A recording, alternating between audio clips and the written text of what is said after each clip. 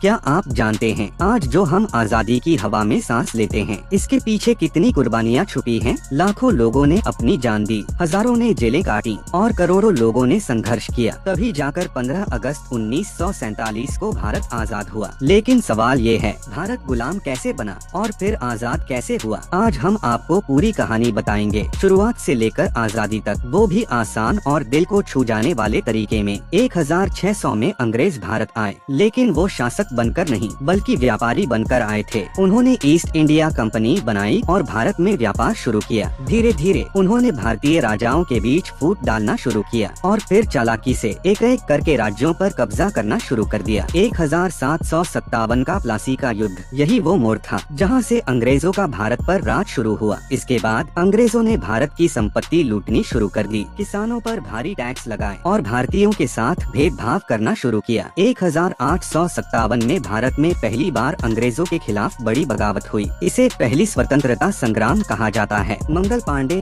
रानी लक्ष्मीबाई, तात्या टोपे जैसे वीरों ने अंग्रेजों के खिलाफ लड़ाई लड़ी। रानी लक्ष्मीबाई ने कहा था, मैं अपनी झांसी नहीं दूंगी। हालांकि ये क्रांति सफल नहीं हुई, लेकिन इसने भारतीयों के दिल में आजादी की आग जला दी। कांग्रेस और आंदोलन की शुरुआत 1885 में इंडियन नेशनल कांग्रेस की स्थापना हुई। अब भारतीय लोग संगठित होकर अंग्रेजों के खिलाफ आवाज उठाने लगे। शुरुआत में आंदोलन शांतिपूर्ण थे, लेकिन धीरे धीरे आंदोलन तेज होने लगे। 1915 में महात्मा गांधी भारत आए। उन्होंने एक नया तरीका अपनाया, अहिंसा और सत्याग्रह। उन्होंने कहा, बिना हिंसा के भी हम आजादी पा सकते हैं। कुछ बड़े आंदोलन, चंपारण सत्याग्रह, असहयोग आंदोलन, नमक सत्याग्रह। 1930 में गांधी जी ने 240 मील पैदल चलकर नमक कानून तोड़ा, जिससे पूरे देश में क्रांति फैल गई। जहां गांधी जी अहिंसा से लड़ रहे थे, वहीं कुछ युवा क्रांतिकारी हथियार उठाकर लड़ रहे थे। भगत सिंह, चंद्रशेखर आजाद, सुखदेव, राजगुरु जैसे वीरों ने अंग्रेजों को चुनौती दी। भगत सिंह ने कहा था, इंकलाब जिंदाबाद। उन्होंने अंग्रेज अफसरों के खिलाफ बम फेंके, लेकिन किसी को नुकसान पहुंचाने के लिए नहीं, बल्कि अपनी आवाज बुलंद करने के लिए। 1942 में गांधी जी ने भारत छोड़ो आंदोलन शुरू किया। उन्होंने कहा, करो या मरो। पूरा देश सड़कों पर उतर आया। अंग्रेजों के खिलाफ जोरदार आंदोलन शुरू हो गया। अब अंग्रेज समझ चुके थे